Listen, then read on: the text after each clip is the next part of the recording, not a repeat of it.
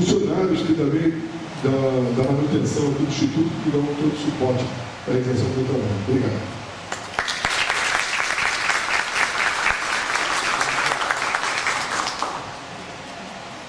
Professor Marcelo.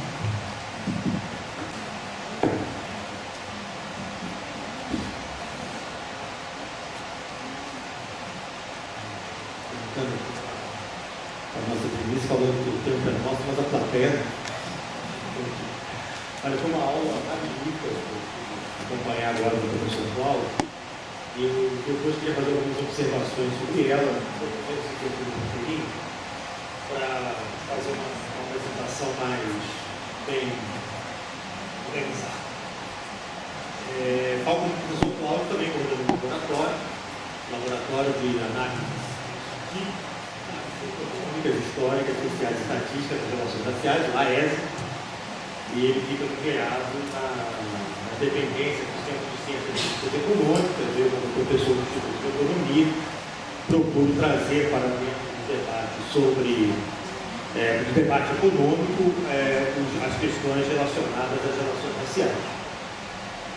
Considero que quando nós fazemos as pesquisas que realizo, né, sobre desigualdade, mais do que o estudo sobre negro, estou estudando relações entre seres humanos que se estruturam dentro de relações de poder e que, como tal, claro que nós estamos discutindo que um grupo tem menos direitos sociais do que os outros. Então, a população negra no Brasil tem menos direito social do que a população branca no nosso país, mas é muito importante a gente garantir nas nossas abordagens que os estudos sejam bem fundamentados em torno de uma questão que respeita a relação de poder. E, na verdade, eu não quero falar sobre desigualdades raciais no Brasil hoje, porque senão também teria como o professor Cláudio trazer o PowerPoint aqui. Eu, na verdade, preparei minha apresentação em torno de uma reflexão sobre as ações afirmativas na UFRJ. Porque eu fui diretor do curso de graduação em Economia entre os anos 2005 e 2009, e naquele período eu estava no Laésia constituído, e eu não podia, naqueles idos, me envolver diretamente, eu tinha que tomar um certo cuidado nessa intervenção dentro da UFRJ, no que dizia respeito às ações afirmativas, pelo fato que eu era diretor de um curso de graduação. E aquilo, de certo modo, eu sempre, quando me convidava a dar o meu depoimento como Marcelo sobre minha avaliação das ações afirmativas, das cotas, etc., eu sempre deixava nítida a minha posição, mas, por outro lado, na minha qualidade de diretor do curso, eu queria, evidentemente, um limite para produzir uma intervenção mais incisiva, tendo em vista esse meu comprometimento, que poderia me trazer algumas dificuldades na gestão daquilo que eu tinha que fazer naqueles anos. Mas terminou o meu mandato e eu me candidatei ao Conselho Universitário e eu fui bastante expresso em relação aos colegas do Instituto de Economia, ao professor João Saboia, né,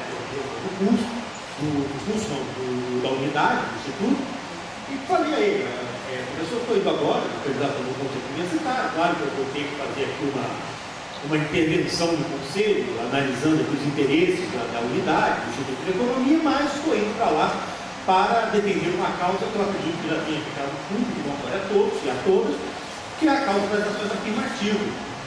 Isso se deu no ano de 2009, e a partir dali, então, no segundo semestre de 2009, me somei ao Conselho Universitário, onde tive a verdadeira lição do que significa a Universidade Federal do Rio de Janeiro, pela possibilidade de estar dialogando com meus pares, professores, pela possibilidade de estar dialogando com meus pares, os técnicos administrativos, e também com meus pares, os estudantes. E acerca de posições que iam muito além do problema das ações afirmativas, mas que dizia respeito ao UFRJ como um todo. Então, a época, o reitor, a professora Ana Teixeira, querido colega, né, pedimos muitas coisas lá no Instituto de Economia, então, uma pessoa que me é muito saudosa. E naqueles idos a discussão era exatamente a introdução do debate de uma coisa que já parecia evidente, que a UFRJ estava conseguindo se situar no debate das ações afirmativas em todo o país, numa espécie de vanguarda do atraso, considerando que as principais universidades brasileiras, lá pelos idos de 2009, 2010, elas já vinham adotando alguma medida referente à adoção das ações afirmativas, algumas com resultados práticos bastante visíveis, como é o caso da Universidade de Brasília, como é o caso da Federal do Paraná, do Rio Grande do Sul, de Santa Catarina, Federal de São Carlos, outras, né, da Bahia, a UNED, a UERJ aqui no Rio, e outras com resultados um pouco mais duvidosos, como foi o caso da USP, da Unicamp e da UFMG, que haviam adotado como mecanismo de ingresso diferenciado para as universidades públicas um critério de bonificação, que no caso da Universidade de São Paulo foi um verdadeiro valor essa medida. Eles aumentavam a nota do estudante proveniente da escola pública, se não me engano, na época, em 5 pontos percentuais, e que evidentemente não conseguia alterar fundamentalmente o perfil do aluno que entrava dentro daquela universidade. Mas seja como for, seja adotando medidas mais bem-sucedidas, adotando medidas menos bem-sucedidas, o fato é que a UFRJ ela conseguiu chegar à primeira década do século XXI sem nenhum tipo de medida efetiva para compassar-se em relação ao conjunto das principais universidades brasileiras, que já vinha adotado alguma medida no sentido da tentativa da democratização do acesso ao ensino superior. Então, esse debate foi um debate bastante tenso, que se deu no ano de 2010, quando a universidade fez a sua primeira votação, ele se prorrogou pelo ano de 2011, e até que finalmente chegamos ao atual desenho. Então, a UFRJ tem as suas afirmativas, que levam em conta o critério da escola pública, em conta os critérios de renda. Durante aquele momento, foi um momento em que eu próprio, que me envolvi muito naqueles debates, com vários outros colegas, comecei a me policiar, inclusive, em relação ao sistema, porque era muito comum chegar nos debates e falar: mas a UFRJ é muito elitista, a UFRJ é muito elitista. Depois você começa a perceber que as pessoas falando com a cabeça, justamente com quem você se opõe, porque nós estamos numa universidade na qual o elitismo é um conceito positivo para muitos, né? Inclusive na minha própria unidade. Dizer, a UFRJ é uma universidade de elite. Aqui só entra estudante da Zona Sul de classes médias. Aqui, então, é melhor parar de falar isso, para evitar um colapso de linguagem e recuperar o termo original. Eu não acho que a UFRJ seja uma universidade elitista, eu acho que a UFRJ é uma universidade racista. E colocar as coisas no seu devido patamar é importante para criar alguma forma de produção de um divisor de águas que esteve ali presente. As posições que foram tomadas naqueles idos, qual a postura de cada um, isso é o que menos importa nesse momento. O que de fato era interessante naquele debate, e é isso que eu gostaria de poder compartilhar com os colegas, era, afinal de contas, quando nós falamos da ação afirmativa, afinal de contas, o que nós exatamente estamos querendo para a universidade? Quando nós falamos ações afirmativas, afinal de contas, as palavras vão ao vento, na cabeça de cada um, quando se fala uma determinada expressão, podem aparecer as mais diferentes imagens, e certamente uma das principais imagens que passa na cabeça de todos era o fato de que o tal elitismo da nossa universidade ela acabava se cristalizando nos bancos escolares.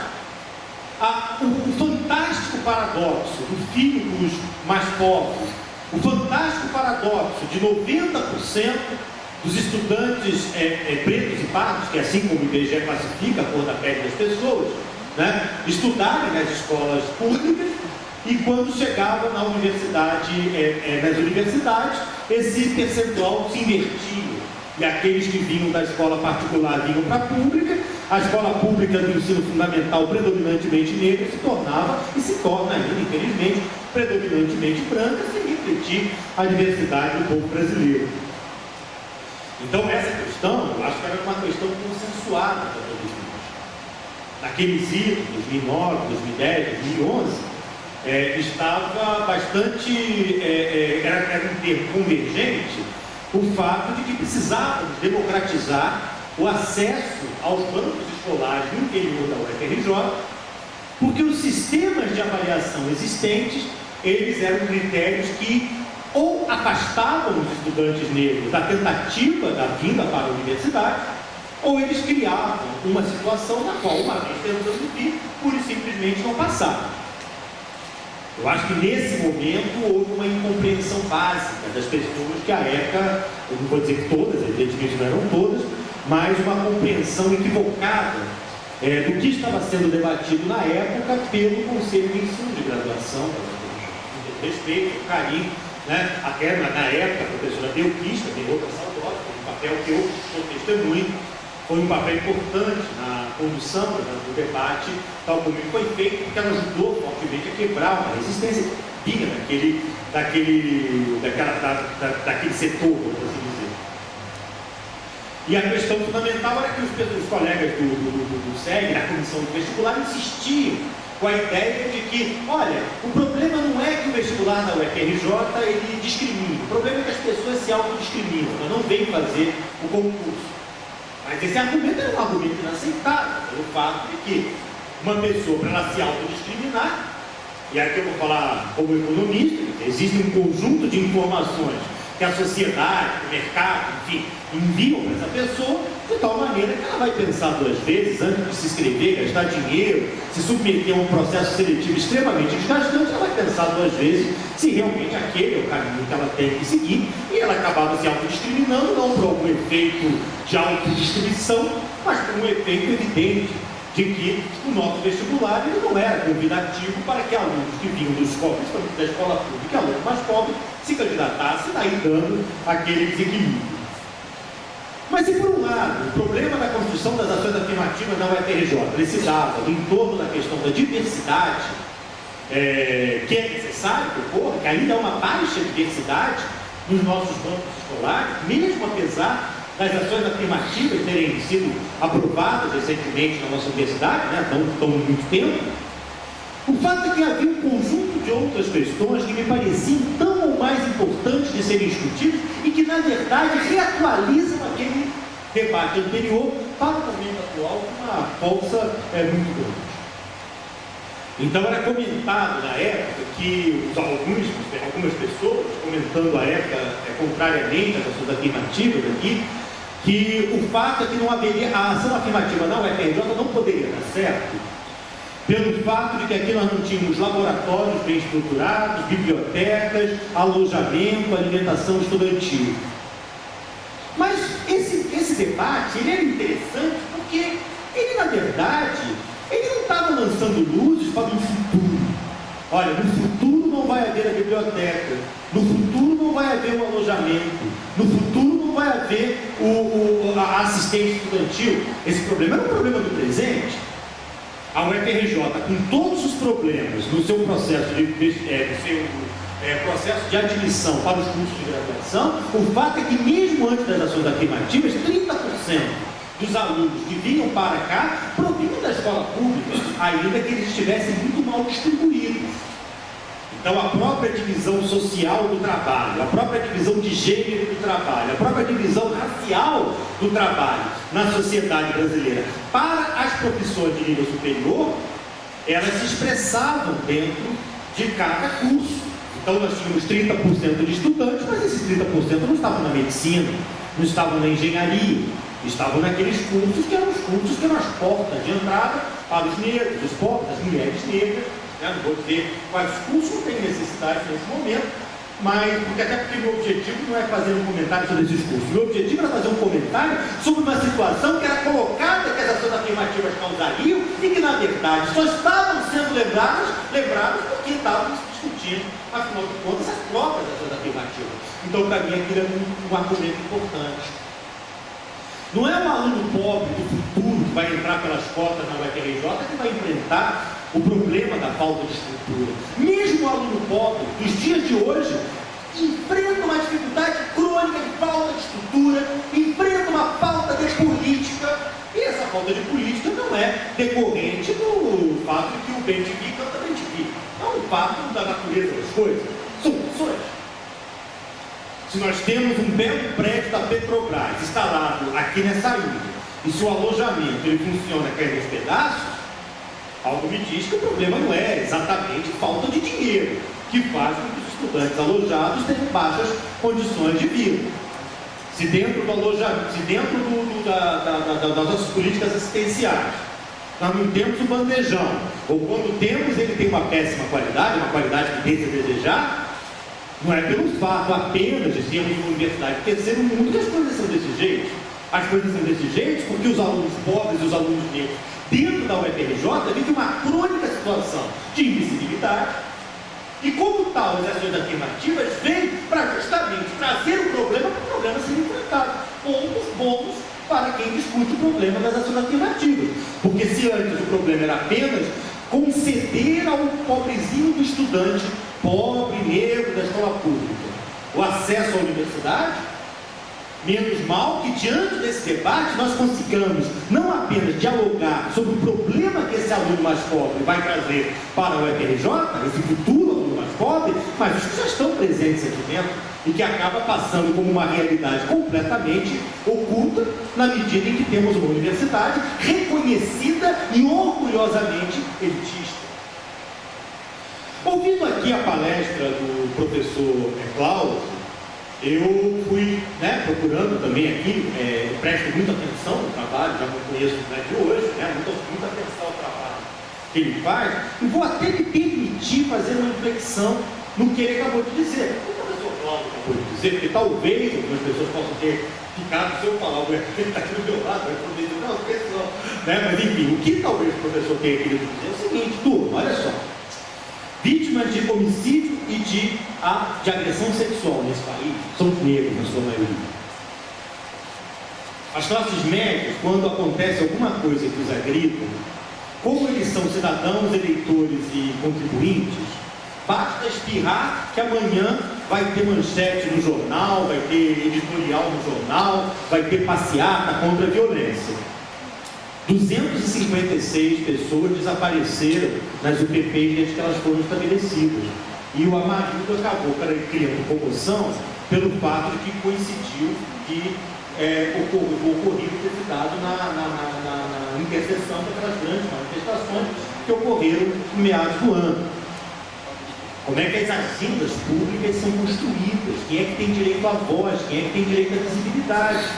O que o professor está falando aqui é o seguinte, isso aqui pode parecer um componente químico, isso aqui está sendo desenvolvido desde uma determinada perspectiva de organização da sociedade que oprime pessoas que têm a própria pele tal qual a mesma que está composta aqui.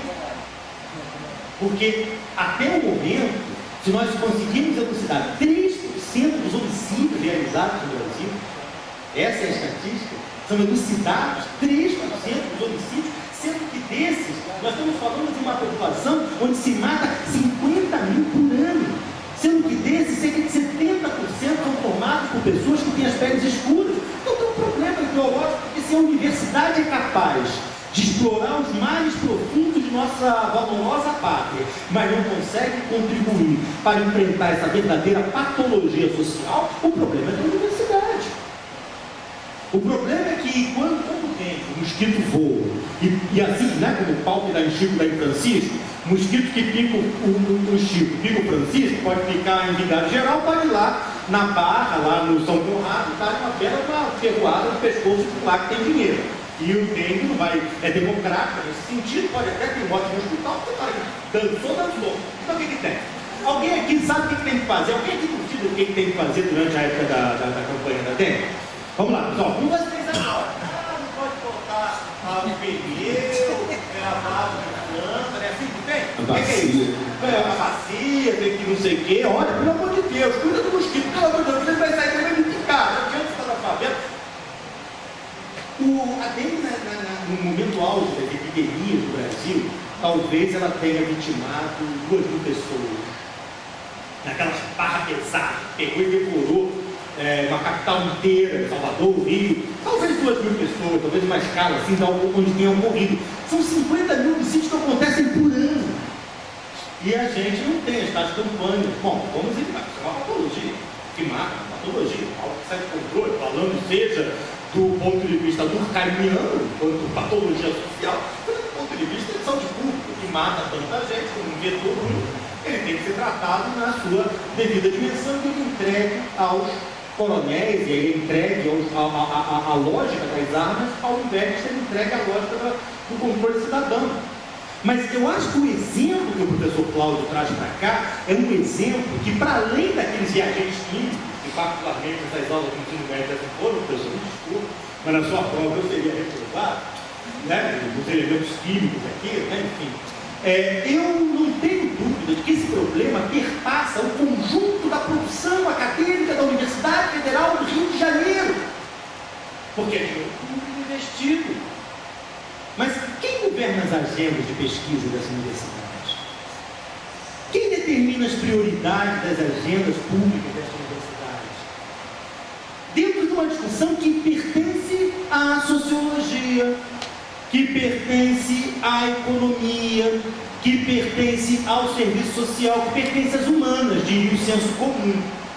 O senso comum diria o seguinte: não, Marcelo, legal, esses estudos sobre relações raciais, sobre o negro, sobre o indígena, você está dizendo isso, até nós podemos reconhecer o que você está dizendo. Mas veja bem, ele fica apenas ali nas fronteiras do CFCH, do CCJE e do CLA, que são os crimes de comunidade. Quando você vem para as áreas duras, aí não, aí é o conhecimento,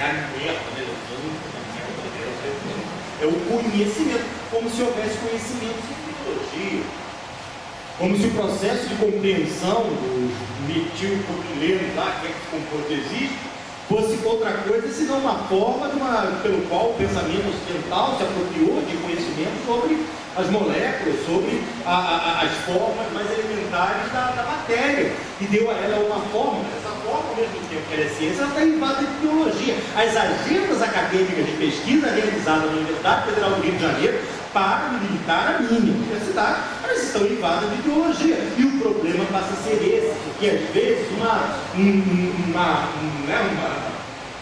meleca, desculpa aqui falar, professor, ela sintetiza, você sintetiza uma molécula, você sintetiza uma civilização, dependendo da maneira como eu olho as agendas de pesquisa de cada um, porque eu não tenho dúvida que na área das ciências pesadas, poucos são aqueles que, como o professor Cláudio, podem dizer as consequências sociais da sua pesquisa, e todas elas têm. Todas elas têm.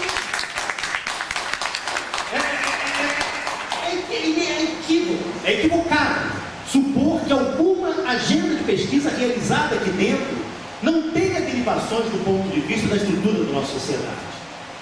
Ela tem.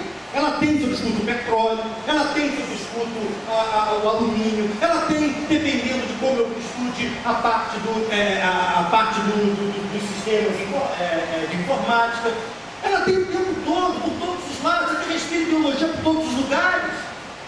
Mas o pensamento, ele parece que dentro da universidade, parece que paira uma certa sombra de neutralidade naquele trabalho que nós temos, de tal sorte que todos vão poder dizer, todos os meus colegas vão poder dizer, não, isso aqui é apenas ciência, como se ciência existisse solta no tempo e no espaço, não fosse produto de um determinado tempo, não fosse produto de uma determinada prioridade. Porque o mesmo país que vai lá no fundo do oceano catar petróleo, que descobre que tem petróleo da camada pré-sal, é o mesmo país que ainda tem mortes que são somosas. É o mesmo país cuja maior parte das mulheres que morrem de sífilis são mulheres negras. É um país onde cerca de 70% dos que morrem de tuberculose e rancerice também são negros. Então, portanto, o problema da construção das ações afirmativas, ele não é um problema apenas que diga respeito ao pobrezinho do estudante da escola pública, do negro, do pobre, que vai ganhar uma chancezinha de ter acesso ao fogo sagrado do conhecimento da nossa universidade. O problema diz respeito à maneira pela qual a população desse país vai poder se assegurar que esse mundo seja produzido aqui dentro. E essa é a chave da nossa questão. Essa é a chave da nossa, é a chave da perspectiva na qual eu, quando trabalhei a proposta de ações afirmativas aqui dentro, sempre procurei colocar na mesa de discussões. Porque o Brasil é um país muito desigual e é impossível dissociar essa desigualdade do papel que a universidade tem na construção dessa desigualdade, porque a universidade, fundamentalmente a universidade brasileira, por meritório que tenham sido suas descobertas, ela fundamentalmente opera, como nós aqui produzimos, fundamentalmente, eu não vou dizer pela área da química, não conheço, mas vou falar pelas humanas, a qual tem razoável grau de proximidade. O que nós fazemos aqui dentro é reproduzir conhecimento. Conhecimento que é produzido que vem de fora para dentro. Adaptamos tecnologias. O papel principal da Universidade Brasileira, além da adaptação de tecnologias ao nosso contexto, é o papel de reprodução social de segmentos médios e altos. E esse processo de reprodução social de segmentos médios e altos, tomara que a Universidade não consiga encontrar dias mais gloriosos para o futuro, mas esse processo dialogava diretamente com a resistência que nós enfrentamos dentro dessa distinta universidade às ações afirmativas. Então agora nós temos uma outra realidade. E é evidente que eu sei que eu não vou poder jamais assumir que o mero fato de termos mudado, em parte, a composição social, primeiramente, porque por isso foi aprovado na UFRJ, e posteriormente racial da universidade, mas se eu, na economia, percebo que tem mais gente, pessoas negras do que tinha há algum tempo atrás. Pode ser ilusório, queimando fora do Brasil, nesse último período, pode ser que seja, enfim, todo tipo de ilusão. Mas percebo que nós estamos agora vivendo o tempo da gestão dessas coisas. E aí o rapaz que frequenta a faculdade de filosofia, andando dentro do ônibus interno, ele acaba sendo discriminado pelo motorista que estava dirigindo pelo ônibus. E aí eu me lembro dos relatos que eram feitos pela professora Cristina, que era ouvidora da UFRJ, e como meu papel ali no conselho universitário, ele me jogava quase que naturalmente a virar uma espécie de, entre aspas, uma espécie de para-ouvidor de determinadas demandas, e como era regular e frequente a demanda de alunos se dizendo discriminados pelo professor. Que foi aqui, que foi ali, que foi acolá, que foi acolá, porque nós vivemos uma sociedade na qual existe a tal convergência entre a cor da pele e a produção socioeconômica. Como é que funciona o racismo no Brasil? Funciona através da mesma forma que funcionou um dia nos Estados Unidos, a lei Jim Brown, que era aquela lei que segregava, botava cada um para um lado. Não é assim que funcionou, e muito embora os resultados sejam muito semelhantes, né? Porque toda ideologia racial, ela vai acabar atuando, toda ideologia de supremacia racial, ela pode ser mais agressiva, pode ser mais sutil, ela pode ser mais visível, pode ser mais, enfim, oculta, mas ela vai gerar sempre o mesmo resultado. E o resultado é a separação das pessoas em situações sociais distintas de acordo com o critério da cor da pele. Ah, mas raça não existe. Raça, biologicamente, não existe. Mas cores de pele de seres humanos existem. Aparência física de seres humanos existe. E o nosso problema é que essas aparências físicas são incorporadas no interior de uma sociedade onde existem regras de dominação e são classificadas de forma distinta e são dadas a elas, as distintas pessoas, diferentes probabilidades de ascensão social, diferentes probabilidades de acesso a direitos, muitos deles deveriam ser considerados elementares. Então nós estamos vivendo hoje na UFRJ um momento que eu acho que é muito rico.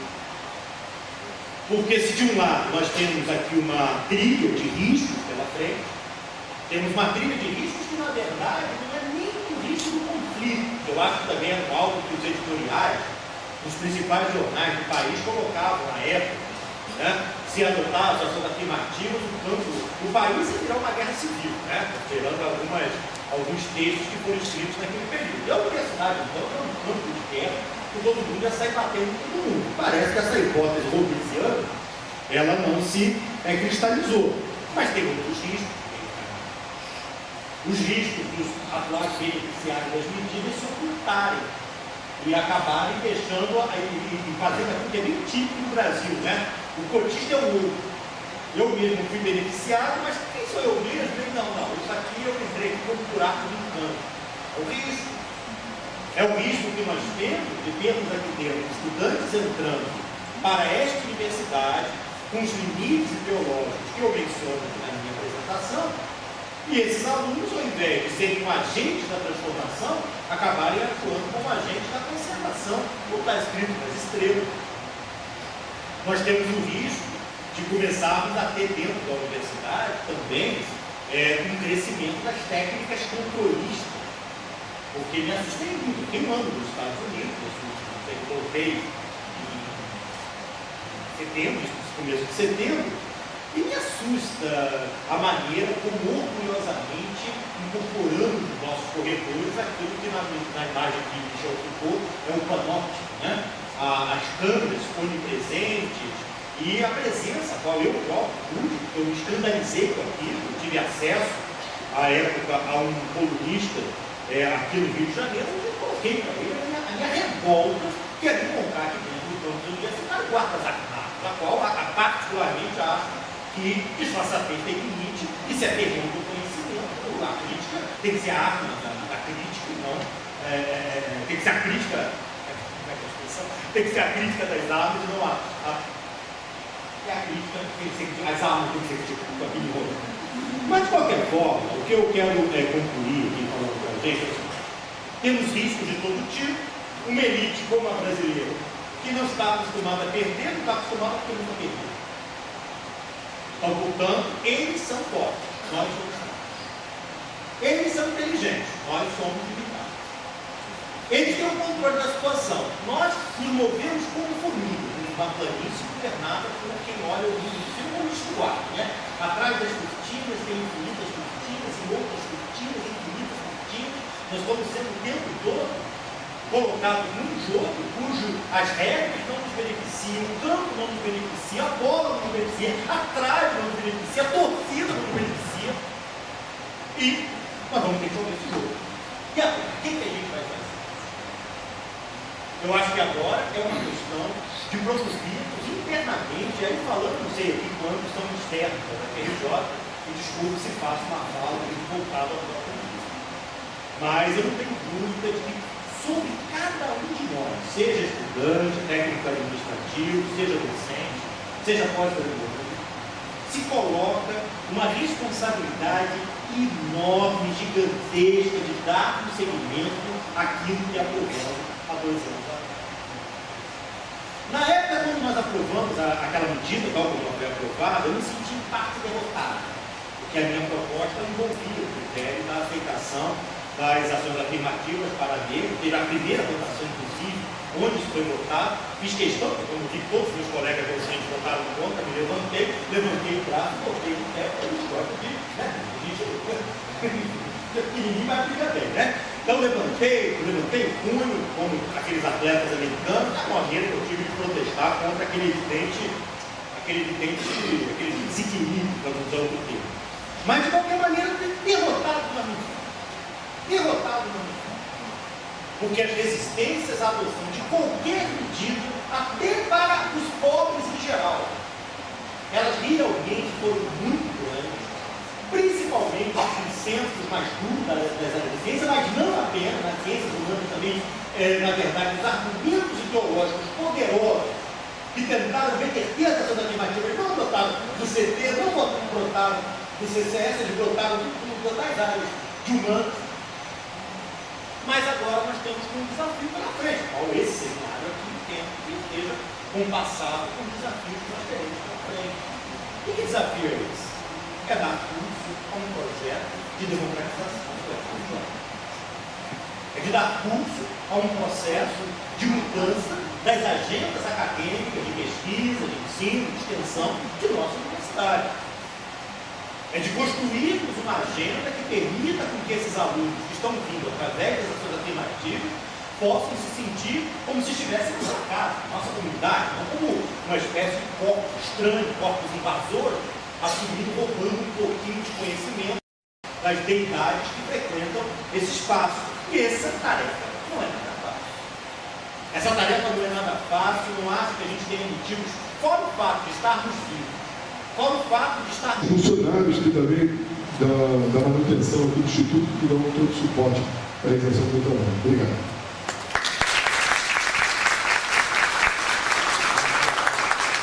Profundamente sexista e profundamente racista, disposta a daqui a 10 anos nos dizer candidamente: não disse que isso aí que vocês estavam fazendo ia dar errado? Deu errado. E a pergunta que vai se colocar para cada um de nós, cada qual sabendo, né? Mas como é que eu vou poder fazer para? Essa não é uma ideia. Nesse atual momento eu posso falar por mim. Eu tenho um laboratório, eu coordeno um laboratório de pesquisa que estuda relações raciais. E fico feliz da vida quando vejo que esses estudos conseguem ter algum nível de repercussão, que meus colegas fazem cara a cara para mim, e só aquela cara me vale 14º salário.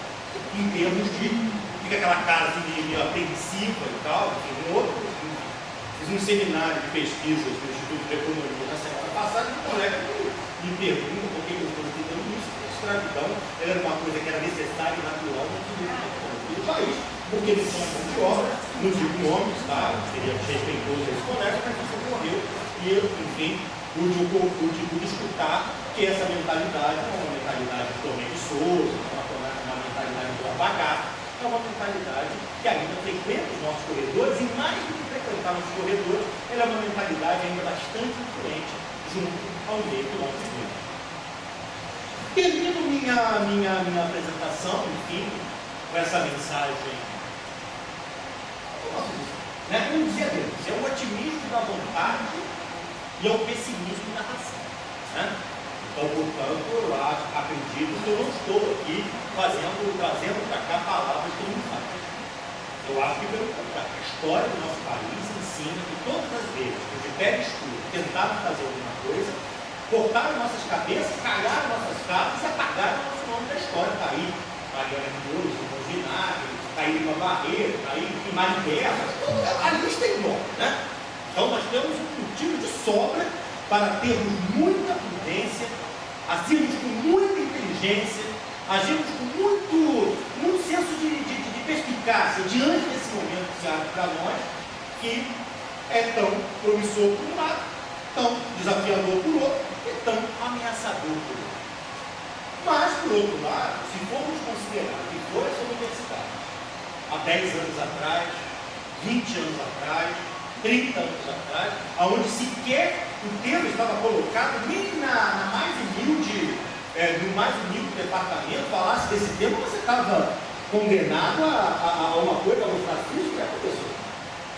Falar da questão racial, se você for, depois do seu depoimento, sobre o que era a sua vida, até que eu conheço parte de alguns desafios que você teve que enfrentar aqui dentro.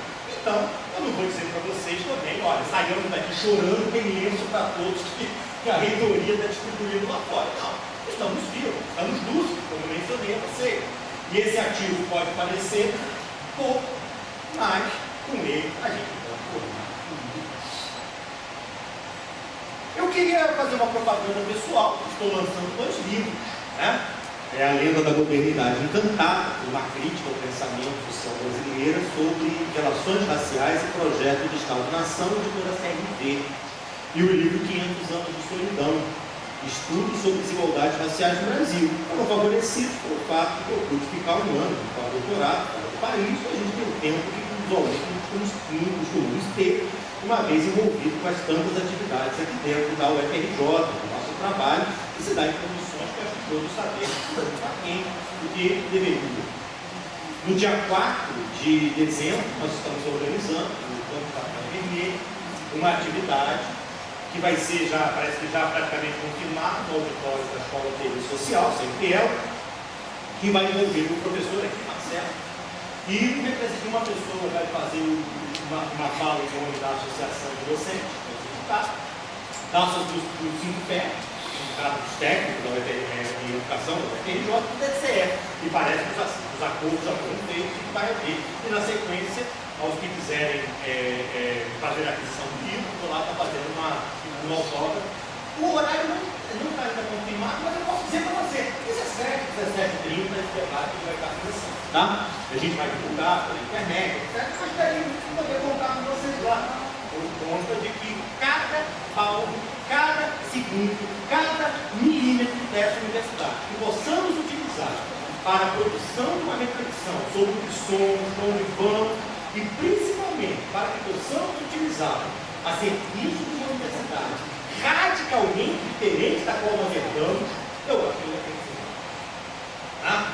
Então, nesse sentido, com todo o pessimismo que eu possa falar, que possa expressar à luz do que foi a história pregressa desse país.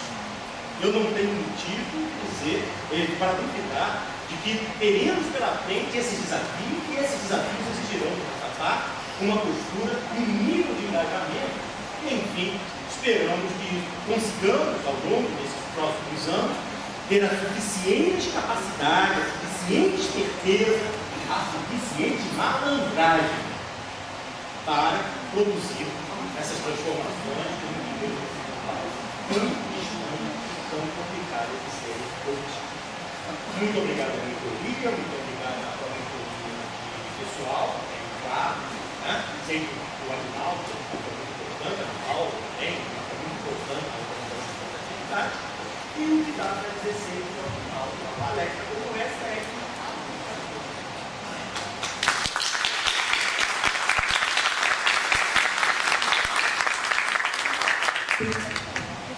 belíssimas explanações. Eu queria consultar o plenário se existe alguma colocação que queira ser feita por parte, por favor.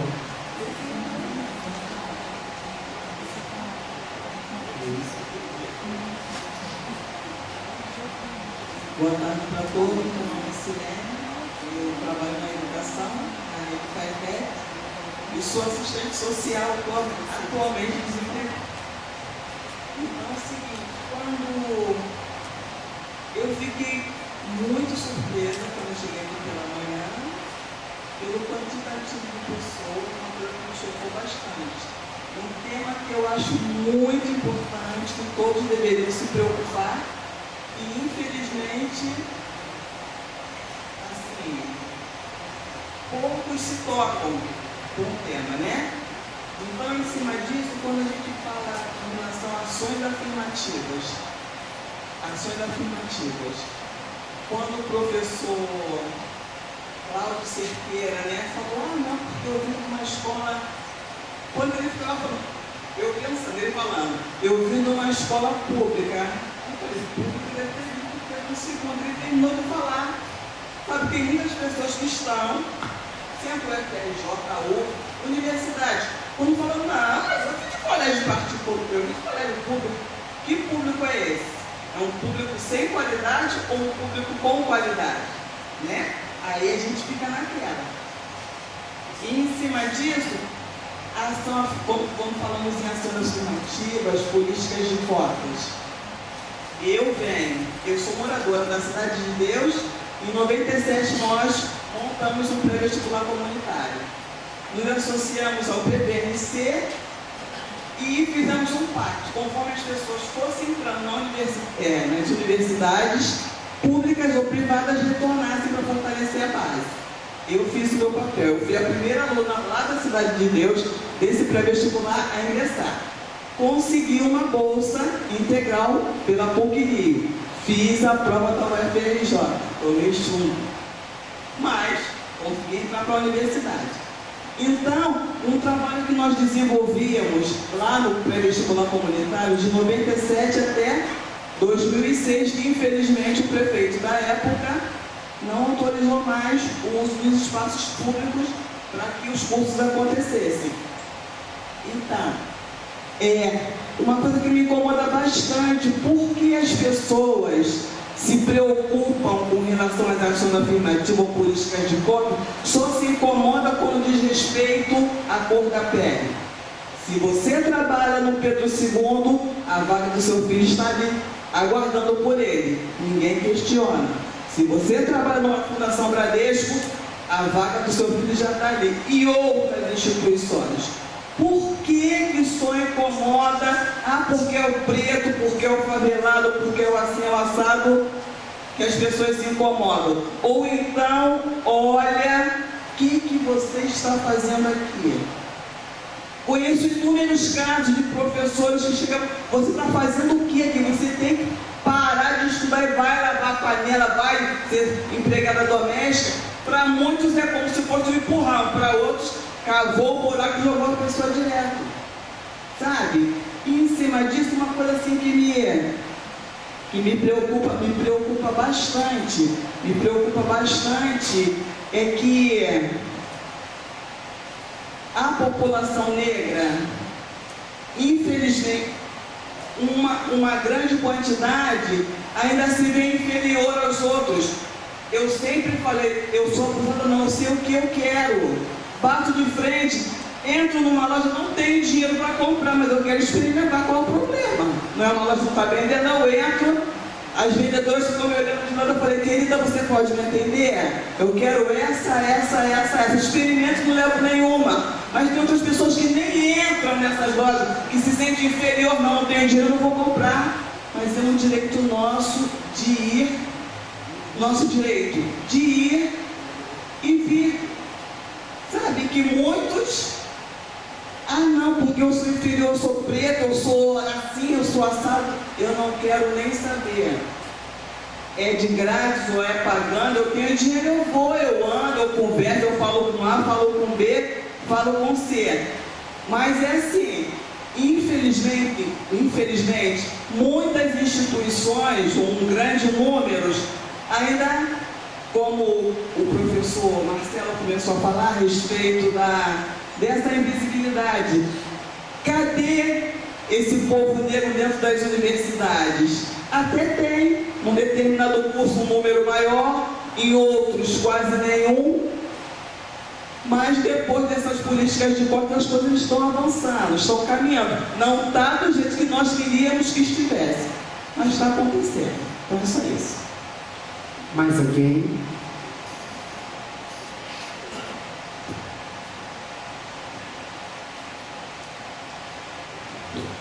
Qual foi esse prefeito que acabou com o espaço público, você falou?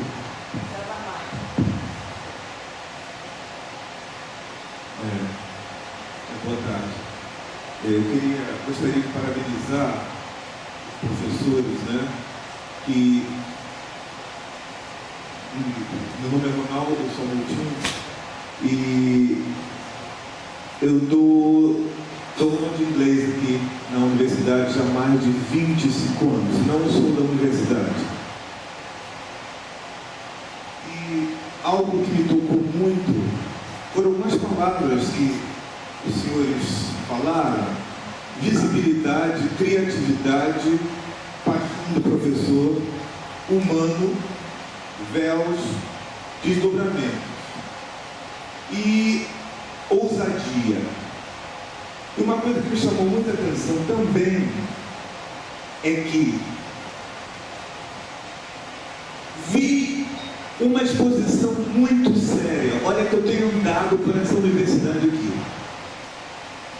Tenho andado, tanto aqui no Centro de Tecnologia, como na Letras. E às vezes no CCE e tal.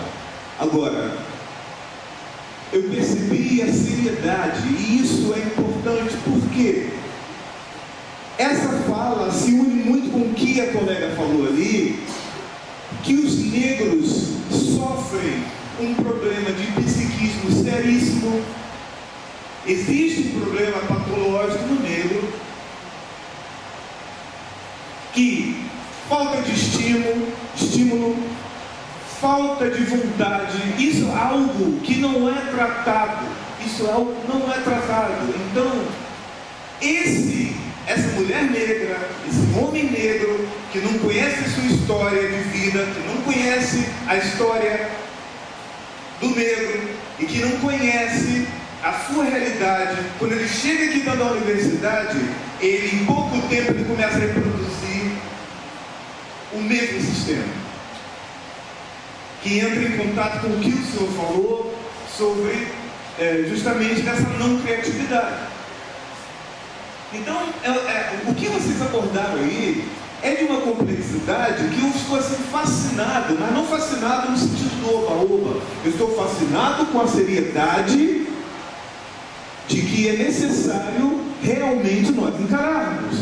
E não simplesmente, como o professor Milton Santos falava, olha, a questão é o seguinte, é aqui, é documento, eu quero documento para mostrar, isso aqui tem que ser documentado realmente, não pode ser simplesmente falar e depois se esquece.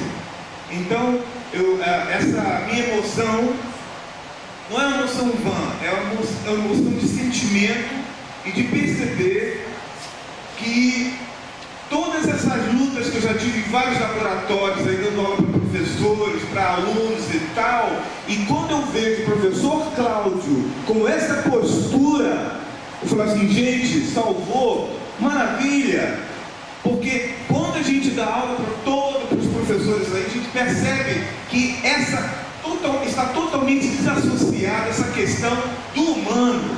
Não é o humanismo bobo que eu digo, do humano está desassociado. E quando o professor Cláudio fala isso, o professor Paixão começa a trabalhar essas questões, fala assim, gente, agora sim tem algo sério. Mas tem outro problema também que eu gostaria de falar. Sem conflito, vai haver possibilidade de se trabalhar isso sem conflito? Talvez essa seja a pergunta que eu estou colocando aí só. Desculpa a emoção, mas eu tive que falar porque isso já está guardado há muito tempo.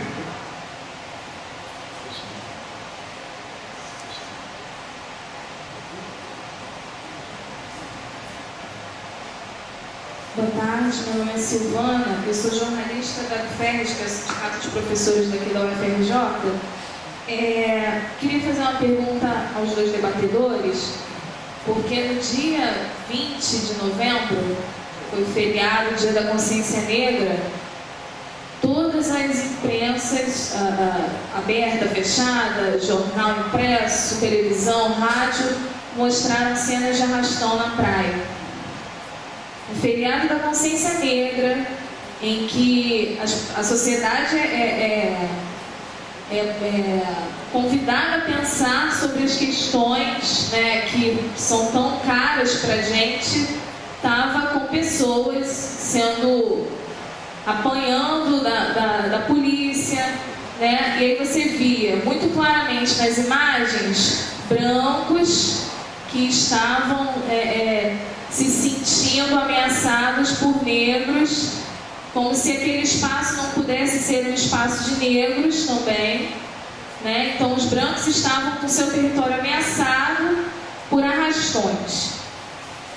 E aí, no final de semana foi anunciado que uma das medidas é que se parem os ônibus antes de chegarem à Zona Sul, majoritariamente com pessoas negras vindas da Zona Norte, né, e zonas da periferia do Rio, e simplesmente essas pessoas não vão ter acesso à praia. Se tiverem menores desacompanhados, responsáveis, eles serão imediatamente encaminhados ao Conselho Tutelar. O que isso significa na nossa sociedade atualmente? A gente está se aproximando de um apartheid? Essa é a minha pergunta. Mais alguém?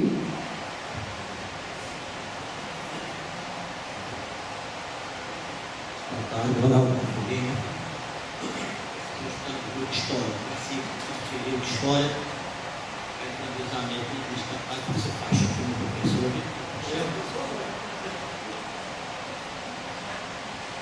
Economia, e muito contente e foi colocado aqui muito importante, como você falou na questão racial, a questão do ônibus, eu também estou sendo, além que eu fui muito discriminado dentro da FRJ, estudo de escola, a cor da pele e também pela minha idade. Quando você, além da questão racial, vai além da pele, a questão, por exemplo, da idade, fica totalmente isolado dentro da universidade. Você não participa desses grupos de trabalho que não são de alta norma. Eu até não. Inclusive, eu tinha o caso fisicamente, eu estava no tema, antes que falou que eu queria entrar na universidade. Mas não pede público. Não tem. E eu coloquei que eu era estudante universitário, ele não acreditou. E foi um problema danado. Quando eu pertenceu ao laboratório de experimentação de histórias sociais, e a minha orientadora percebeu o meu problema e perguntou se eu queria ser necessário. E já foi encaminhado a direção, já tomou todas as providências. Então, qual a providência que está sendo atuada? Tem uns 6 meses. Eu queria saber da mesa que, para além da questão da pele, se existe algum trabalho uma questão da idade da universidade, como nós não tivéssemos direito de estudar. E eu também gostaria de fazer um registro, que tem aqui a inscrição, foi colocado na minha inscrição, reitoria, porque de um tempão, desde minha aula, eu não conheço o campo aqui, e para piorar, o cidadão me falou, pega esse ônibus, você vai estudar na reitoria. Eu entrei na minha TV, piorou mais ainda. E persistente, como eu sou, lá da cidade, retornei à cidade. Eu cheguei um pouco aqui atrasado. Isso é a minha persistência, motivo pelo qual eu consegui ir na universidade, e que também não vai ser diferente. Obrigado.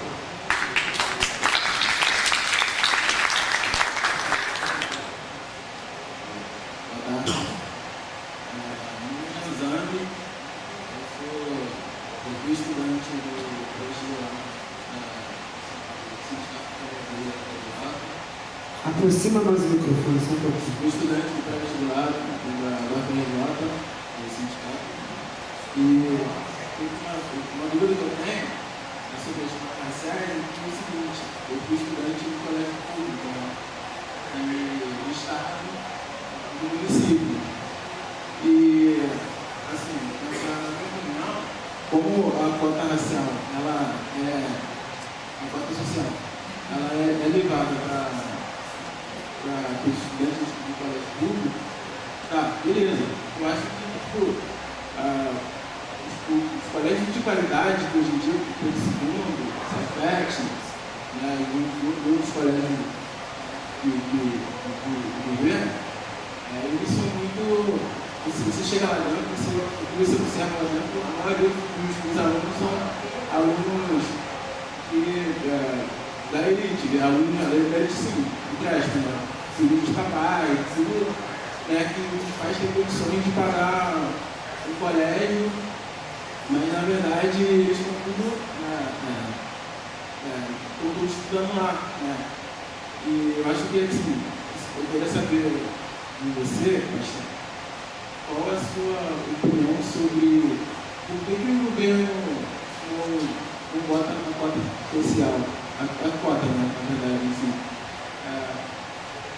só para os estudantes de colégio de escola municipal e do estado, que é mais deficitário, né?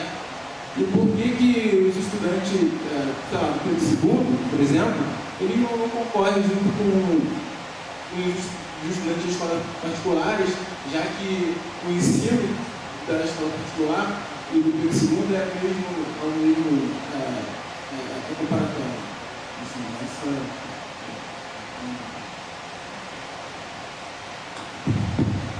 Boa tarde. Meu nome é Marcelo, sou aluno do Serviço Social, estudei no meu pré-vestibular de São Roberto. Eu entrei na universidade antes da UFRJ aderir às cotas, entrei no ano antes, pelo Enem, e ainda tinha prova daqui. O que o senhor Alberto sofreu, eu sofri nas minhas andanças aqui pela universidade, que como tem muitos campos isolados, e eu particularmente, gostaria de estudar aqui no Fundão, mas eu estudo na Praia Vermelha. Mas eu sempre tive uma mania de rodar, já que a universidade ela não se resume só à Praia Vermelha, e pegar o ônibus e vir aqui no Fundão. Aí tem um bandejão que já é suficiente para todo mundo. Aí eu descobri nas minhas andanças com colegas que moram no alojamento, que lá tem um lanche lá deles lá 3 horas. Um dia eu fui lá, não estava indo dia de vez em quando. Fui lá e chegou guarda, mora aqui? Não, mas só na universidade. Não, mas aqui é só para quem mora.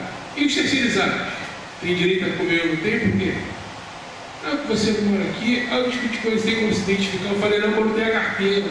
Que infelizmente a universidade demora muito para nos dar uma identificação, né? E eu sempre desde eu por ser preto, eu tenho até comigo isso até hoje, eu não sei andar da minha casa à padaria sem estar com documento. Tem muita gente que anda, que tem peito de andar, eu não tenho, infelizmente eu não tenho, eu aprendi assim. Não ando, eu tenho que me identificar. Então, para mim, ou entrar na universidade, eu sou dono de uma barraca, frequenta muita gente, tive muitos amigos que são brancos, que se formaram, que frequentam a mesma barraca até hoje, que tem seu emprego, eles vão lá, aí eu até passei, voltei, pensei em voltar a estudar depois de 7 anos, estou aqui, por causa deles, estavam fazendo vestibular, cara, você ficava, e eu entrei, eu estou aqui. Só que a gente, como negro, a gente sofre muito preconceito.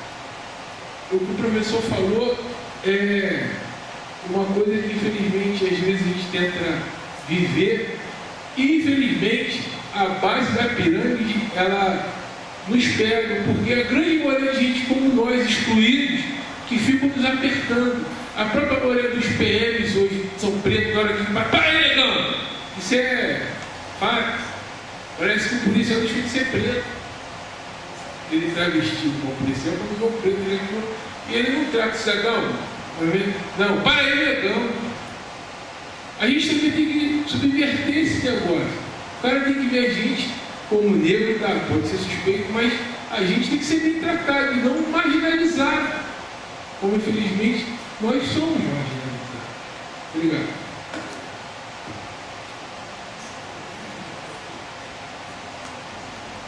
Boa tarde, meu nome é Michele, eu sou professora do Colégio Pedro II. Eu não ia falar nada, mas diante do que algumas pessoas falam do colégio, me senti meio que assim, provocada de alguma forma.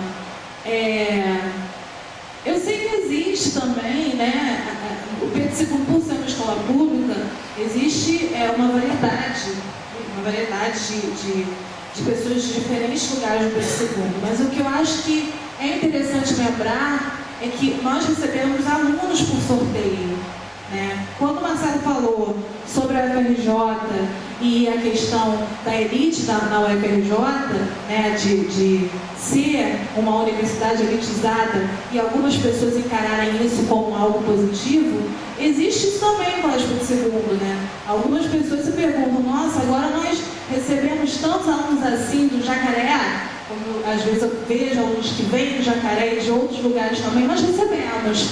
Então, assim, esses alunos, essa questão de considerar o Colégio Pedro II como, eu estou falando como professora de lá e como professora da rede municipal também, né? Eu acho que os meus alunos do Pedro II, que são alunos do Jacaré e de outros lugares, que estudam lá também, eles merecem esse direito, assim como os outros alunos, né? Eu queria, assim, ouvir um pouco, né, não é nenhuma pergunta, né, eu queria ouvir um pouco do professor Marcelo sobre a questão das pesquisas no laboratório.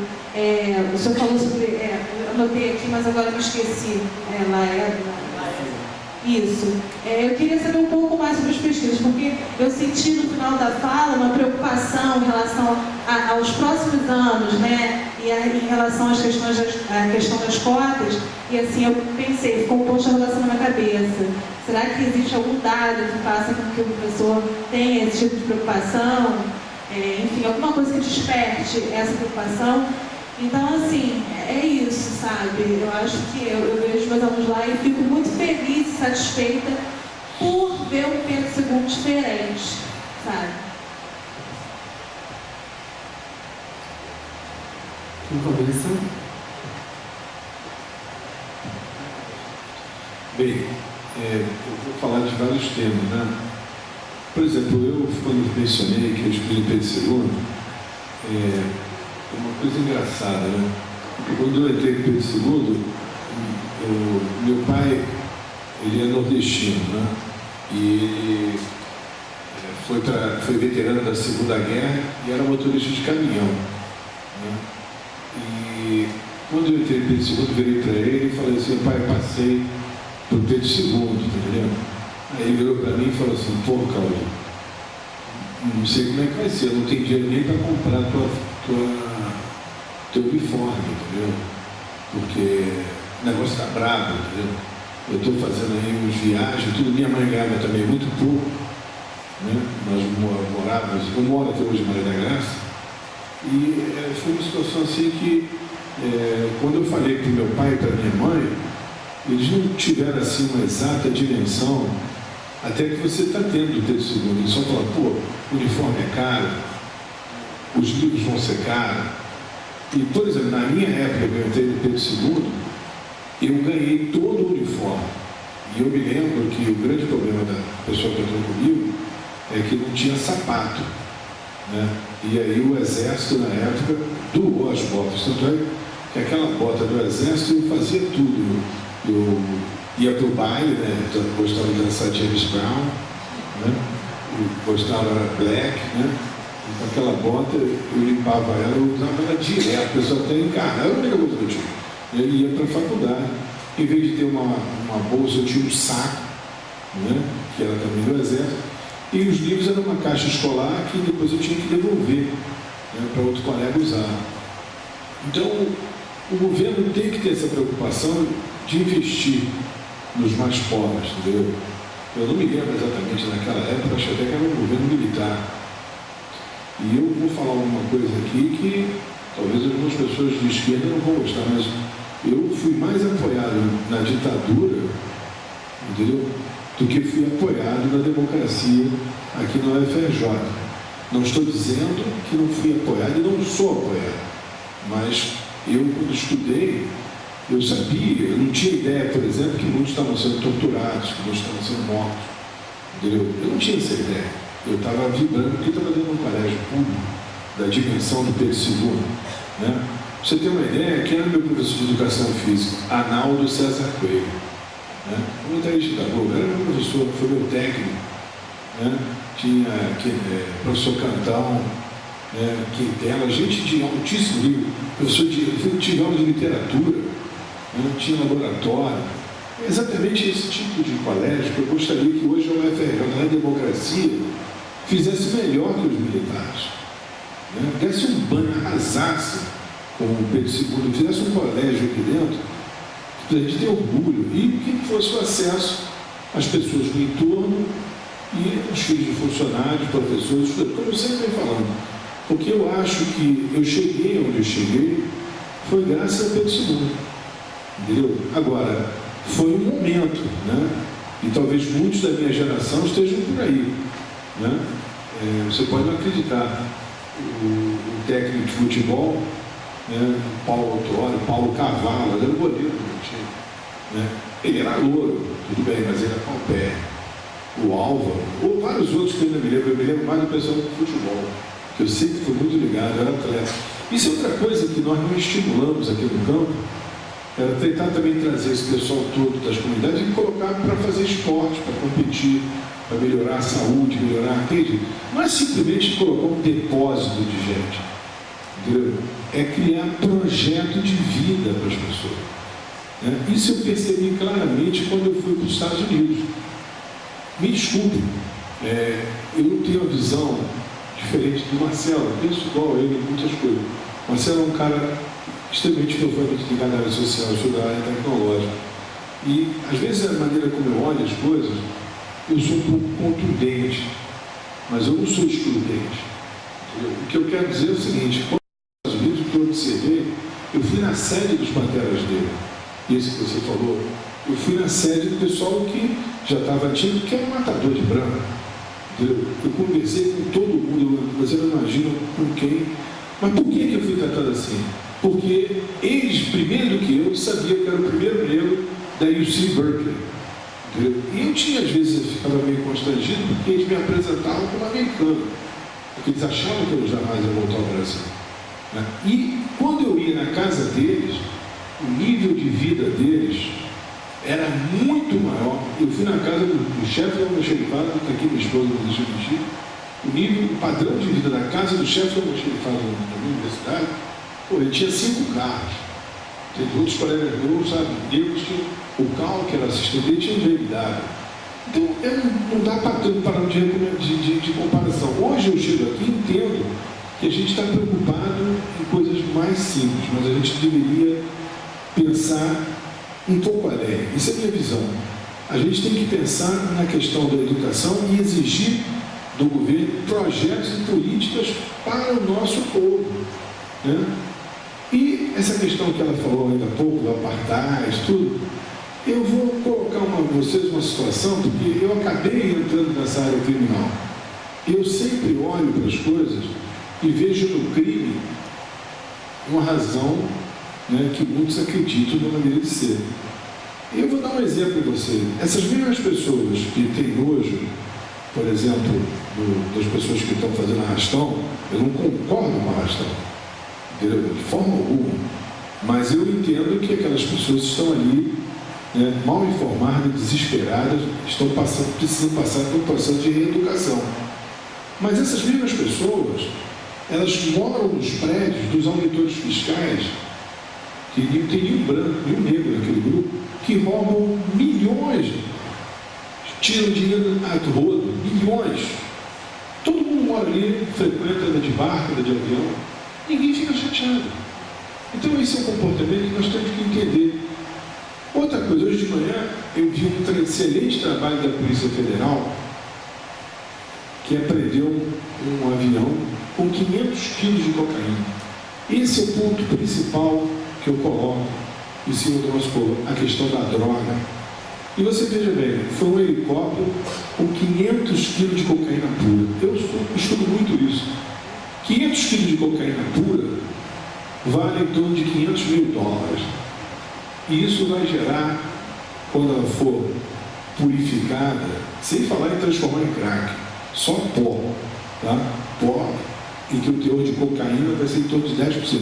Isso de $500 mil vai virar 10 milhões.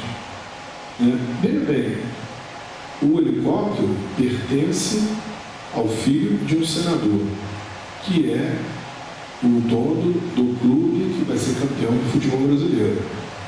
Já foi campeão, já é brasileiro. E ele disse que o helicóptero foi roubado pelo piloto dele e pela tripulação. Ele não sabia que o helicóptero estava transportando aqui. Isso não causa nenhuma comoção. Ninguém vai querer registrar as pessoas, entendeu? A repórter aqui. Ninguém se preocupa com isso. Isso vai, daqui a pouco, realmente vai cair tudo na conta do piloto. E se ele for negro, ele está lascado. Entendeu o que eu estou falando? Então, esse é um comportamento. Porque, veja bem, se você tem $500 mil e você gera 10 milhões, isso é uma economia. Né? E aí eu falo, a universidade é a única instituição que pode combater tudo isso. Por quê? Nós fazemos muito bem o quê? Pegamos recursos nem muito grandes, a UFRJ não tem grandes recursos, e transformamos em conhecimento. Mas nós temos muita dificuldade em transformar conhecimento em recurso. O tráfico, né, faz isso facilmente. Ele pega um recurso e vê cocaína. Cocaína não é nem uma substância feita no Brasil, a pasta base. O que é feito no Brasil é o pó e o crack. Cocaína é um commodity. E quando alguém envolvido pega com pasta básica, ninguém fica chocado, ninguém entende. Para mim, a Polícia Federal está de parabéns. Né? Ela conseguiu tirar uma chave. Agora eu te pergunto, quem vai morrer com a arma na mão na distribuição dessa droga? Quem vai morrer? Não são os usuários de pó, porque pó é perfeitamente o filé mignon, né, do negócio. Então são coisas que a gente tem que começar a refletir, né, até ver, e você vai ver, isso é um ponto. Alguém chega a pegar um helicóptero e lá, fora os caminhões e outra coisa, são negros que dirigem esses caminhões, são negros que lavam esses dinheiro, são negros que financiam essas armas, não, mas são negros que são vistos sempre nos pontos de droga. Então a população fica reconhecendo traficantes, mas isso aconteceu nos Estados Unidos. Eu tive uma vez uma discussão séria no departamento que saiu lá aquele negócio de 10 most wanted, aqueles 10 mais procurados, bandidos dos Estados Unidos, só tinha negro. Eu falei, pô, o dia que droga for coisa de negro, nós vamos estar bem. Droga não é coisa de negro, droga é destruição do negro não só da sua sociedade. Mas as pessoas são tolerantes, porque você tem $500 mil e você transforma em 10 milhões. Se você tiver 1 milhão, você transforma em 20 milhões. Então, é uma coisa que você não paga imposto, você tem que pagar com dinheiro, você não pode pagar com cartão de crédito, não se aceita moeda, tem todo um ritual louco em cima disso. E os espaços, à medida que você vai tendo isso, isso vai sendo cerceado da população. Porque a população ela não consegue nem enxergar essas coisas. Eu vejo muito preconceito Em função de que nós somos escravizados. Agora, tem o seguinte, houve avanço, o próprio Marcelo falou, hoje tem mais pessoas pobres e negras na universidade que já houve anteriormente. É um trabalho longo, é um trabalho árduo, né?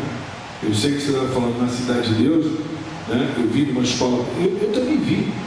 Agora, eu falo para vocês, sinceramente, eu agradeço muito a Deus tudo que eu tenho, tudo que eu consegui. Às vezes eu acho que só Ele mesmo explica. Eu não tenho uma religião, mas eu acredito piamente em Deus.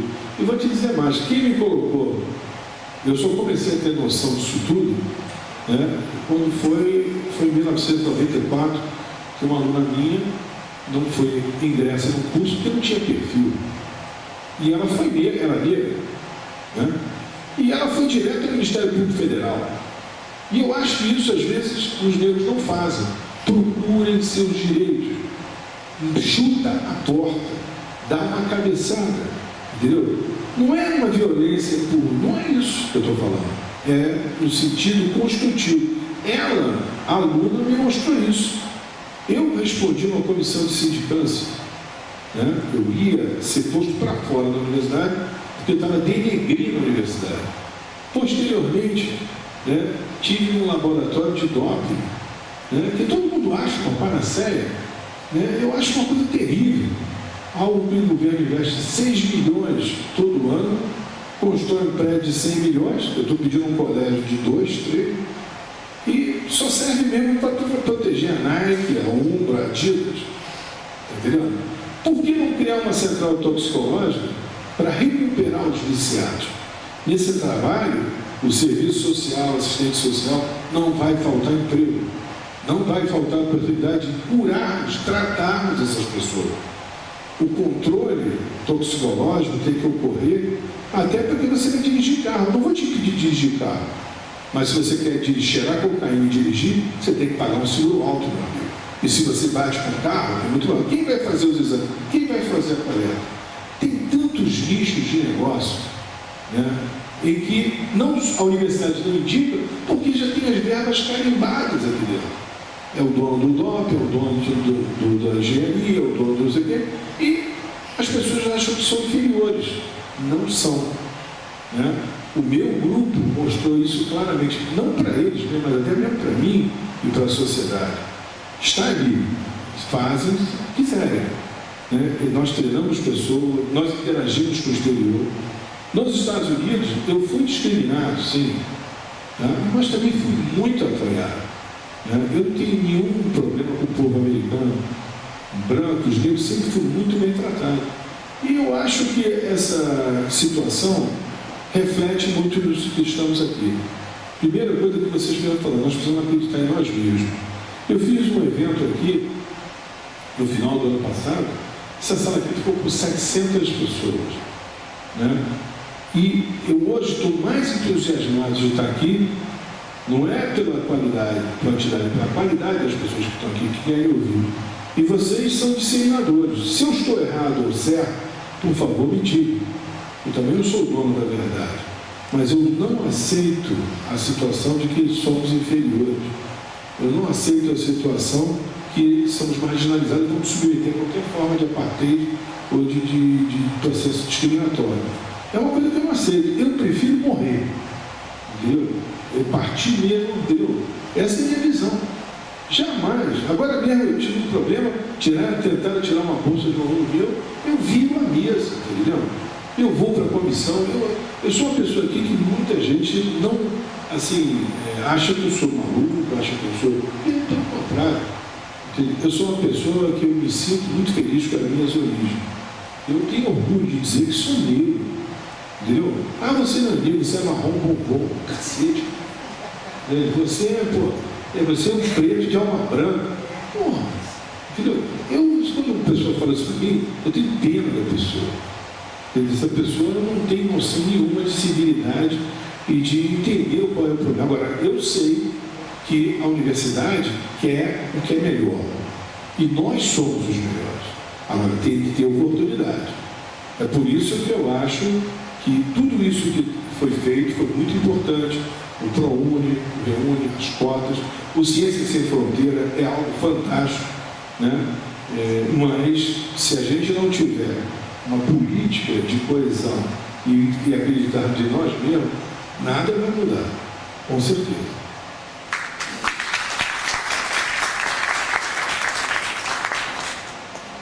São várias as questões, possível cobrir todas, né?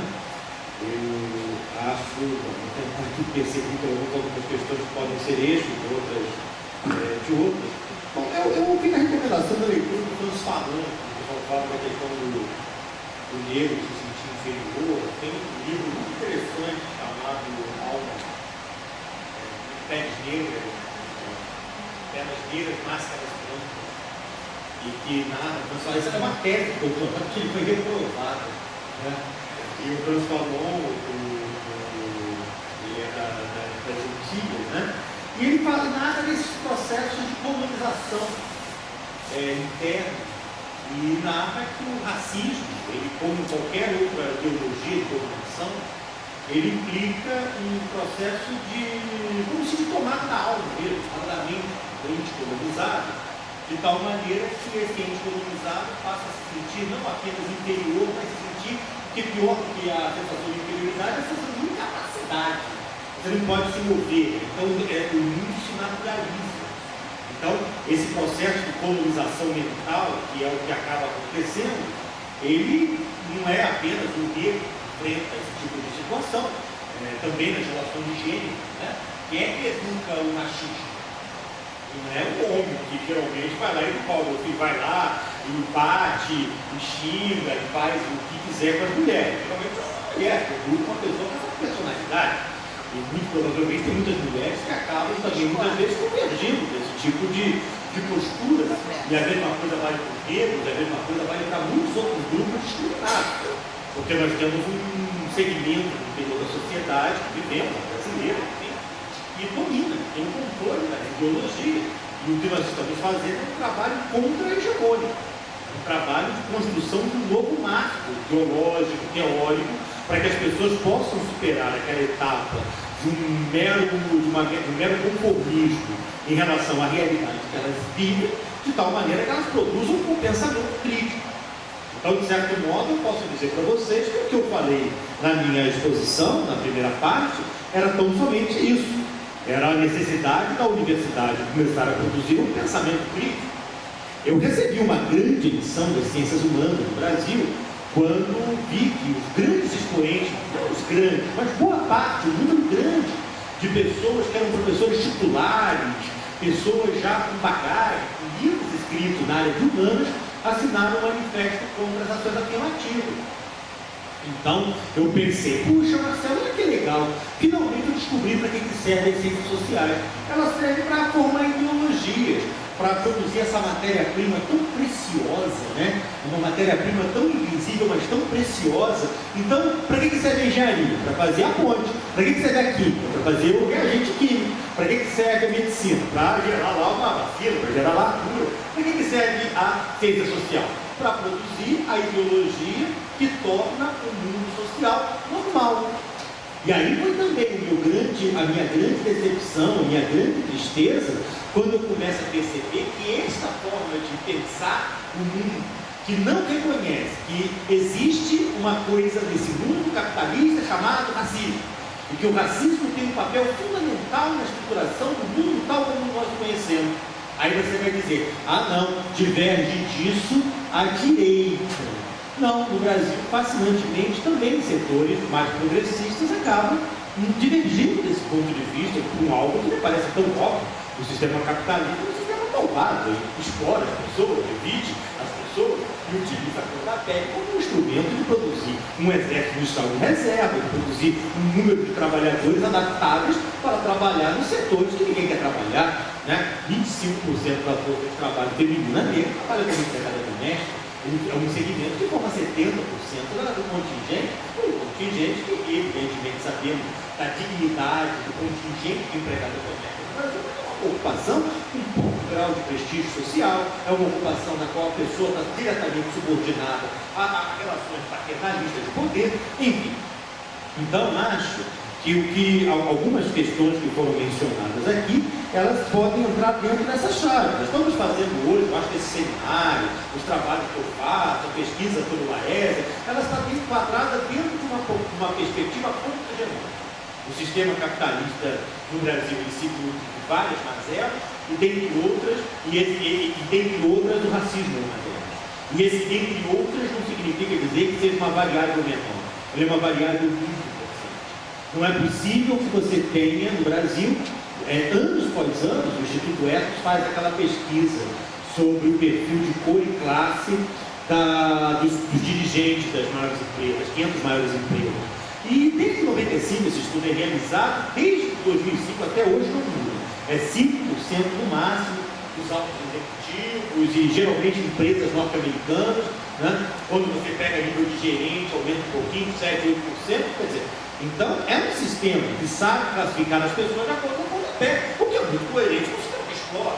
E aí eu acho que é o caso da gente fazer outras reflexões à luz de uma busca de um novo desenvolvimento, um modelo para os mais radicais, um novo modelo de socialismo para os menos, para um modelo de capitalismo que seja, enfim, diferente, mas seja como for, se essa ação não for realizada, nós reproduziremos no futuro as hierarquias raciais que herdamos do passado. E acho que isso aqui, de certo modo, dialoga com algumas questões que me foram direcionadas. Eu também gostaria de fazer menção aos depoimentos que me foram feitos por dois colegas, o meu aluno, Roberto, realmente, que foi o seu professor, acho que há 2 anos atrás, creio, lá no FIX, agora, lá no FIX, acho que, enfim.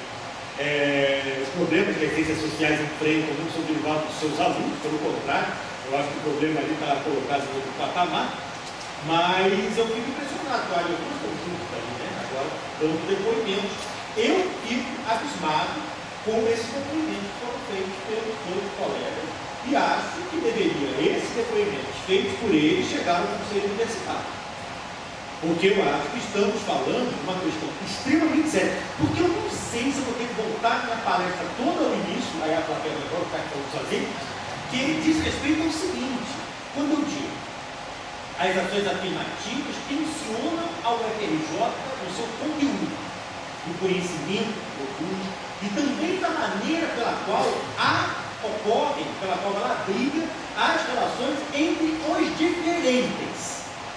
Porque a relação entre os diferentes está envolvendo cor de pele, está envolvendo idade, está envolvendo uma porção de critérios, né? Então, uma pessoa que já tem uma idade mais avançada. A gente sabe que no Brasil, um dos grandes problemas do sistema de ensino diz respeito à defasagem de idade séria, né? E nós sabemos que no meio universitário, a proporção, eu vou acabar fazendo chute do bem aqui, mas deve ser um chute com uma carinha de um chute, que a proporção entre a população universitária que está na faixa esperada, 18, 24 anos, e a população acima dessa idade esperada para frequentar o ensino superior, deve ser uma relação que bate na casa de 2 para 1. Para cada um universitário que está na idade correta, 2 já estão acima dos 24 anos de idade. E, evidentemente, se a universidade não se preparar para receber esse aluno, pontos a menos para a universidade. Se a universidade começa a receber os alunos negros, aí não cria nenhum tipo de mecanismo para garantir um ambiente pró-diversidade, pontos a menos para a universidade. Isso é um pouco, o professor Cláudio falou um pouquinho aqui da experiência dele como professor universitário, afrodescendente, das dificuldades. Então tem aquele samba do Zeca Pagodinho, se eu vou falar de tristeza, que eu costumo dar, né? Porque se começar a relatar aqui a quantidade de situações que o professor como eu, o professor Cláudio, teve que enfrentar no dia a dia para relatar a nossa experiência como professor de universidade, que é uma coisa que vale também para as reflexões do nosso sindicato, né, que é a jornalista, mas que é uma coisa importante. Porque não se pode pressupor que a categoria docente também seja formada, porque fecha os olhos e pensa num docente. Eu fechei de um medo bem forte a pressa. Infelizmente, o nosso tipo ideal de docente do Brasil não é o que tem o perfil das pessoas que estão aqui nessa mesa. E isso diz respeito a uma sociedade que, como eu disse, não é apenas elitista, mas ela é abertamente também elitista. Não é um do inocente. Sim, exatamente. Então, acho que essas questões que foram relatadas por ele, não sei se ao final vai ter algum nível de síntese das atividades, a própria cadeira de aula de sentado, tudo bem, camarada? Então, parabéns pela atividade, enfim, eu acho que valeria a pena, porque esses relatos são de uma gravidade. E eu, particularmente, vou começar a fazer com que as coisas graves que chegam nos ouvidos sejam tratadas como tal. Poxa, eu estava lá e o segurança chegou lá, passou no papelão, passou por todas as provas, eu tenho segurança, Agora, a universidade tem que ter algum nível para começar a lidar com essas situações e, inclusive, políticos, os agentes que trabalham, né, o professor, o técnico administrativo, o colega, o estudante, que adote posturas que venham a comprometer, principalmente os estudantes, né, que seria o nosso objetivo mais excelso, né? Enfim, mas eu ouço estarrecido e os coloco esses depoimentos na mesma casa daquele estudante cujo nome eu esqueci, que viveu aquela situação no ônibus aqui interno da universidade. Coloco na mesma situação, na mesma casa, e esse tipo de coisa tem que ter realmente, aí vai ter que ser realmente, a gente vai ter que chegar junto, né? Eu já falando aqui em Caipira, né? Então a gente vai ter que chegar junto e não deixar com que esse tipo de situação se cristalize, e tampouco algum aluno afrodescendente hoje aqui na UFRJ, ele não tem cota, venha ter seus estudos comprometidos por alguma prática discriminatória existente aqui dentro. E aí não tem mediação, aí não tem dialética, né? Aí é uma coisa que a universidade está preparada para receber esses estudantes, está preparada para viver no quadro de diversidade, está preparada para formar os diferentes e viver com os diferentes, ou temos uma universidade, temos um parque de diversão, um açougue, um hipermercado, sei lá, qualquer coisa que não é uma universidade. Né? Então acho que isso é importante. Eu falava isso lá na CONACYL também, Conferência de Promoção da Igualdade Racial. Eu tinha notado isso aqui, eu já esqueci. Vocês viram que eu sou bem pessimista, mas os elementos raros que me levam a ser otimista. Hoje, dados do Centro de Educação Superior de 2020, cerca de 10% dos alunos que estudam nas universidades e faculdades estaduais, federais, universidades isoladas, federais e estaduais do Estado, nas suas 3 subunidades, federal, municipal e estadual, forma 10% apenas de cotistas, mas esses são 40 mil estudantes, sendo que por ano cerca de 450 mil estudantes em todos os estabelecimentos públicos de ensino superior do país. É muito pouco, agora não foi aprovada a lei das cotas, esse número deve crescer pelo menos a rigor cresceria umas 4 vezes, né? Então nós teríamos 10% para 50% de cotistas emissoras, as federais, então o desconto que as estaduais e as municipais não adotaram, então não é exatamente 1 para 5 a conta, mas tudo bem, e cresça 3 vezes. É muita gente. Nós temos 120 mil cotistas entrando nas universidades públicas por ano. Então a imagem, não está do lado da Luísa Maia, quando eu falei isso, a imagem que eu usei foi essa. Pessoal, a gente tem que ver esse movimento como uma tsunami. É tsunami. Por quê? Porque imagine que desses 120 mil que entram por ano, tudo bem que a grande maioria vai viver a sua vida e vai se lixar que um dia entraram para cá, à custa de muita luta, muito sofrimento, muita incompreensão. Deixa para lá, o coração humano é ingrato por natureza. Que 10% desses chegue, que vem 12 mil pessoas formadas com grau de diploma de nível superior, que aí imagina, multiplica por 4, um prazo médio de duração do curso, 4, 5 anos. Então a gente teria a possibilidade de ter uma geração vindo, formada por negros, pessoas das escolas públicas, de baixa renda, né? Digamos, eu estou trabalhando com a prancha desse público beneficiário. Isso vai fazer diferença nesse país. Agora, é claro que vai depender muito do tipo de projeto que a gente for capaz de construir para abrigar esse povo que está vindo. E eu acho que esse é o nosso problema hoje, essa é a grande angústia que eu tenho aqui na universidade. Porque eu queria estar formando aqui dentro intelectuais orgânicos. Intelectual orgânico não é aquele que vai ficar só militando, esquece do trabalho, faz outra coisa. Não é isso. Mas pessoas críticas, lúcidas, capazes de formar quadros para a intervenção no espaço público, para a formação acadêmica, para a formação, para as extensões, para a formação política. Isso é um momento chave que a gente está vivendo. Não vamos deixar de lado que esse momento ele pode ser um divisor de águas do país, se é bem verdade que o racismo no Brasil ele assume uma característica estruturante.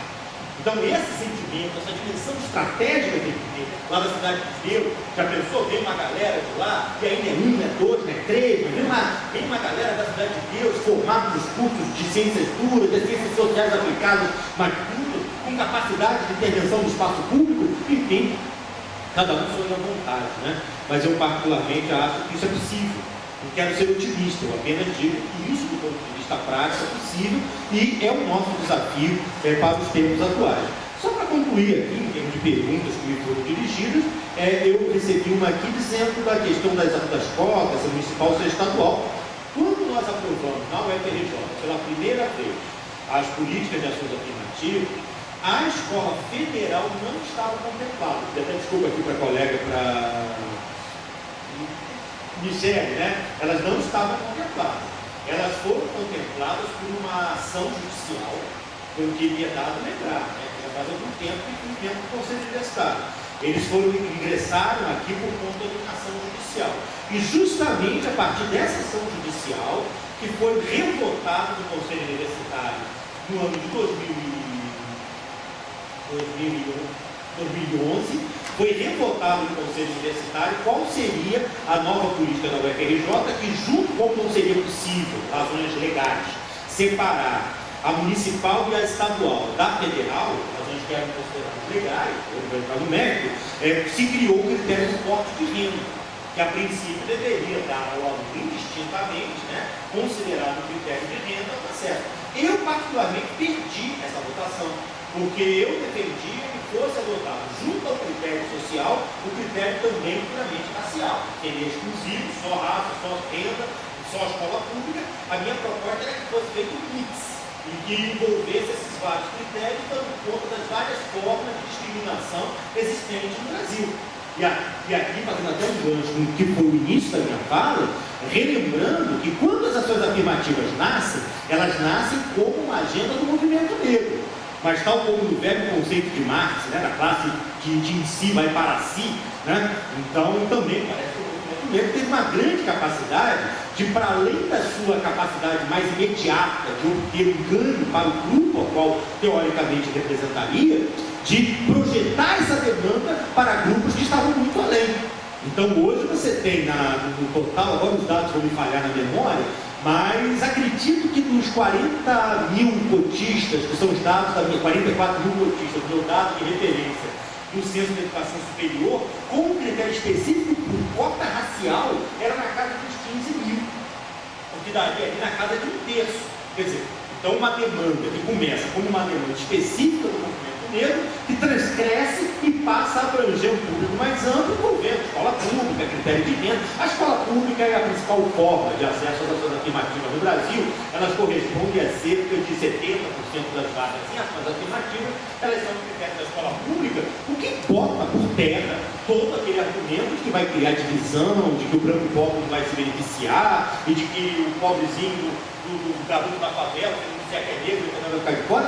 Não tem nada a ver, isso não corresponde a dado nenhum. Pelo contrário, que veio sendo aprovado, talvez tenha beneficiado até menos do negro do que propriamente, enfim, haveria sido colocado desde o primeiro momento.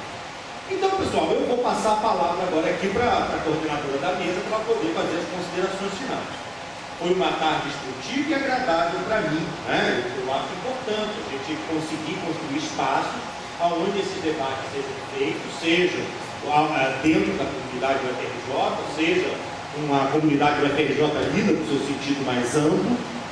Eu acredito que a gente, de novo, insisto, nessa dimensão dos desafios que estão colocados para cada um de nós, no sentido de ver o que foi aprovado, dando certo. A formação da universidade não é uma obra fácil, a universidade não foi feita para gerar intelectuais orgânicos de cada negro, pobre, a operário, ela foi feita para preservar uma sociedade, e as ciências humanas, pior ainda, porque elas produzem a tal mercadoria viciada, que é a ideologia, né? Então é um conjunto de desafios pela qual temos pela frente, e a qual eu, de novo, volto a insistir, se tem algum motivo para o otimismo, esse negócio tão somente por fato que estamos nós aqui, né? É a nossa vez de darmos depoimento, o nosso longo depoimento de vida na história do nosso país, e tanto melhor que saibamos fazê-la com, enfim, tentando chegar ao máximo das expectativas, eu nem sei se dessas gerações, mas eu não tenho dúvida de que as futuras gerações do país estão contando muito com a nossa sapiência, com o nosso discernimento, com a nossa capacidade de transformação do mundo,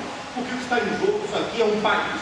Não é o meu que está em jogo. O professor Cláudio já fez o doutorado dele, eu já fiz o meu doutorado, não é o que está em jogo, não é o que eu vou ganhar com isso. O que está em jogo é um país inteiro, né? E nesse sentido, vamos honrar o desafio que está colocado diante de nós.